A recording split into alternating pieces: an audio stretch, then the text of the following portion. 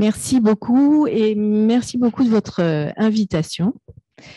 Donc, je vais vous présenter les résultats, effectivement, qui sont plus préliminaires maintenant, qui sont quand même stabilisés, d'une étude que nous avons réalisée dans un service d'hospitalisation temps plein de pédopsychiatrie. Alors, comme je crois qu'il y a un public qui n'est pas forcément constitué que de médecins, c'est-à-dire que c'est un service spécialisé qui accueille les situations d'adolescents qui vont les plus mal, les situations avec des pathologies psychiatriques sévères. Donc, si on peut commencer le diaporama, voilà. Donc, cette étude, c'est une étude rétrospective que nous avons menée sur les dossiers de tous les adolescents qui ont été hospitalisés ces 5 dernières années, entre 2017 et 2021. Alors, la petite histoire, comme je racontais tout à l'heure, c'est-à-dire qu'il y a un jeune assistant qui me dit « mais il y a quand même beaucoup d'agressions sexuelles, etc. parmi ces adolescents ». J'ai dit « écoutez, on va regarder ». Donc, en fait, il y a quand même une première limite à cette étude qui est que nous avons regardé ce qui était noté dans les dossiers par les différents médecins avec pas une recherche orientée sur ces questions-là auparavant. Donc, nous avons étudié, alors je ne sais pas comment regarder, je ne sais pas ce qui est le plus pratique, c'est un peu petit, je m'en excuse. Comment? Oui, d'accord. Ici? D'accord. D'accord, ça va aller très bien. Donc, nous avons regardé sur tous les dossiers des adolescents s'il avait été noté dans le dossier des antécédents d'agression sexuelle. Donc, nous avons étudié les motifs d'admission à l'hôpital, les antécédents personnels des adolescents et les antécédents familiaux, le diagnostic évoqué pendant l'hospitalisation et les circonstances des agressions sexuelles lorsqu'elles étaient notées dans les dossiers. Nous avons regardé aussi s'il y avait eu des mesures qui avaient été mises en place par les familles et les institutions pour protéger les enfants concernés. Ensuite, nous avons comparé 2 populations d'adolescents, ceux qui avaient des antécédents d'agression sexuelle et ceux qui n'avaient pas d'antécédents d'agression sexuelle. Donc, concernant les statistiques, on a essayé de faire les choses correctement. Donc, je regarde mon collègue. Voilà, on a regardé les résultats qui sont exprimés en moyenne et médiane et on a fait des tests statistiques adaptés aux situations. Alors, c'est comme ça. Toc. Voilà.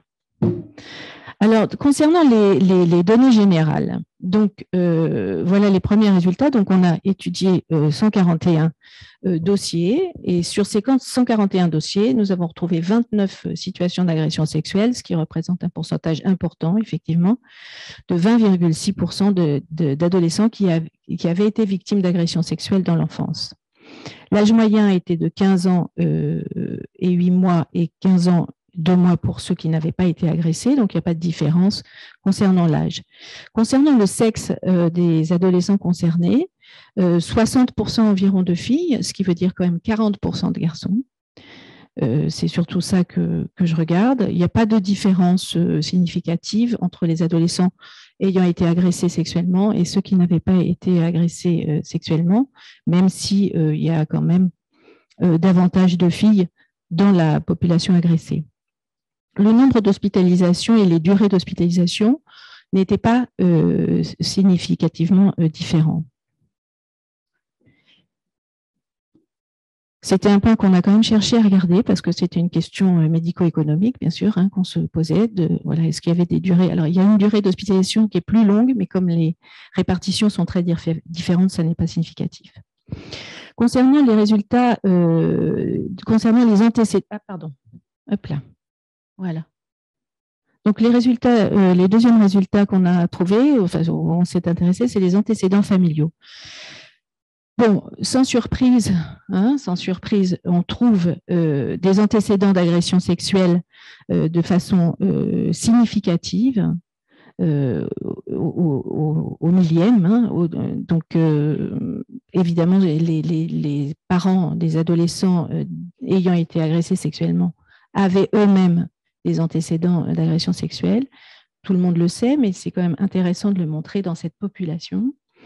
Et concernant les antécédents psychiatriques également, un taux élevé d'antécédents psychiatriques significativement plus élevés chez les adolescents agressés sexuellement que ceux qui n'avaient pas été agressés sexuellement. Évidemment, on ne fait pas la part des antécédents psychiatriques secondaires à des agressions sexuelles des parents. En tout cas, on ne peut pas, sur cette étude, le préciser. Concernant les symptômes et diagnostics des adolescents, alors là, on a trouvé des choses qui, à mon sens, sont quand même très intéressantes. C'est-à-dire que concernant les adolescents ayant été agressés, on a une proportion extrêmement importante d'adolescents qui s'automutilent, une proportion très importante d'adolescents qui ont fait des tentatives de suicide et une proportion importante aussi de symptômes dépressifs. Considérer que c'est un service de pédopsychiatrie, donc avec des pathologies sévères, je pense que ça a une signification qui est à soulever, c'est-à-dire que c'est vraiment un marqueur qui doit interroger les pédopsychiatres dans leur pratique. C'était un petit peu le sens de cette étude aussi, d'en tirer quelques conclusions.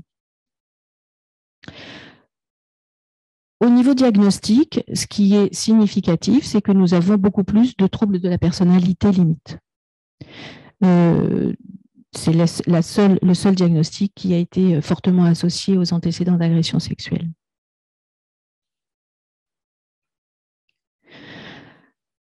Concernant les caractéristiques de l'agression sexuelle, la première remarque, c'est qu'on a une durée entre l'agression sexuelle et la révélation de l'agression sexuelle qui est assez courte dans notre étude par rapport aux données habituelles, de 2 ans et demi.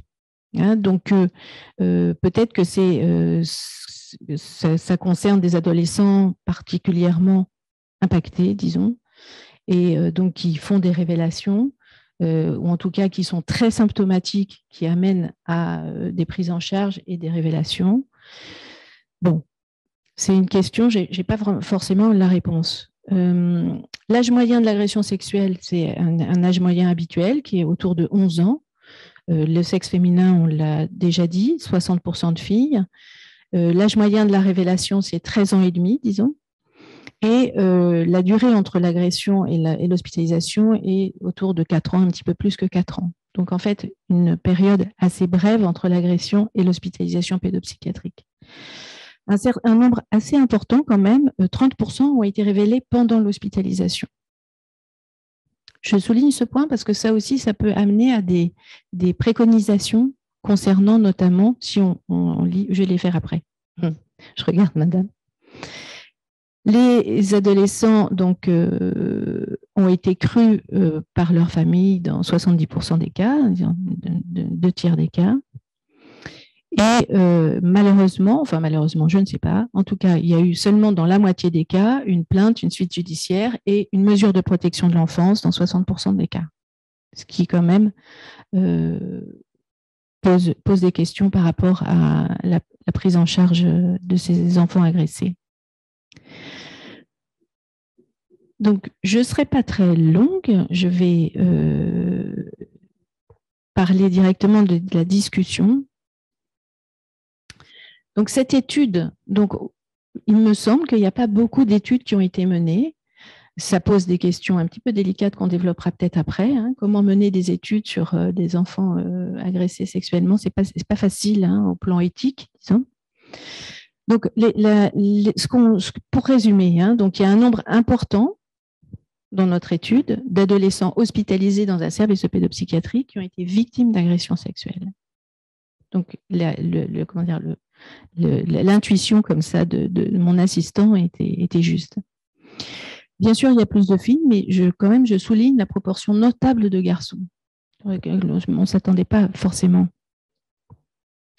Ces antécédents, bien sûr, ils sont probablement sous-évalués et insuffisamment notés dans les dossiers, parce que là, il n'y avait pas une démarche de recherche dans le service, nous avons regardé rétrospectivement. Même si peut-être on a une sensibilité particulière, puisqu'on est un centre psychotrauma, mais quand même en 2017, je ne suis pas certaine. Donc l'épidémiologie, c'est celle un peu assez connue des agressions sexuelles dans l'enfance et l'adolescence, fréquentes, garçons et filles, dans un tiers des cas intrafamiliales et non crues par la famille, dans la moitié des cas non accompagnés, ni par une plainte, ni par des suites judiciaires, ni par une mesure de protection. Et à mon avis, ça souligne l'importance de leur repérage par les médecins et les soignants. Les facteurs de risque d'agression sexuelle, qui sont connus, mais qu'on retrouve de façon très significative, ça ne veut rien dire, mais significative dans notre étude, les antécédents d'agression sexuelle chez un parent et les antécédents psychiatriques d'un parent. Ce qui, à mon sens, souligne les conséquences graves des agressions sexuelles chez l'enfant, avec une prévalence importante des symptômes dépressifs et des troubles de la personnalité limite, des tentatives de suicide, automutilation à l'adolescence, qui, et à mon sens, doivent être des symptômes d'alerte. Et enfin, je pense qu'on a encore à progresser sur la meilleure compréhension des répercussions à l'adolescence des agressions sexuelles chez les enfants. J'en profite pour faire quelques recommandations que je m'adresse à moi-même, mais aussi aux collègues pédopsychiatres. En prévention primaire, bien sûr, améliorer le repérage des agressions sexuelles chez l'enfant en pédopsychiatrie. Je dis ça parce que la pédopsychiatrie, à mon avis, a encore beaucoup de progrès à faire. Donc, je balaye devant ma propre porte. Et le soin psychique, bien sûr, pour ces enfants. On parlera peut-être un petit peu dans notre unité psychotrauma cette année. C'est vrai qu'on a une augmentation extrêmement importante avec les dernières communications très médiatiques. On a une augmentation très importante d'enfants victimes d'agressions sexuelles. Et comment est-ce qu'on prend en charge ces enfants psychiquement? Ça n'est pas si clair encore au niveau de la pédopsychiatrie. Les mesures de protection aussi, et comment la pédopsychiatrie doit s'engager là-dedans. En termes de prévention secondaire,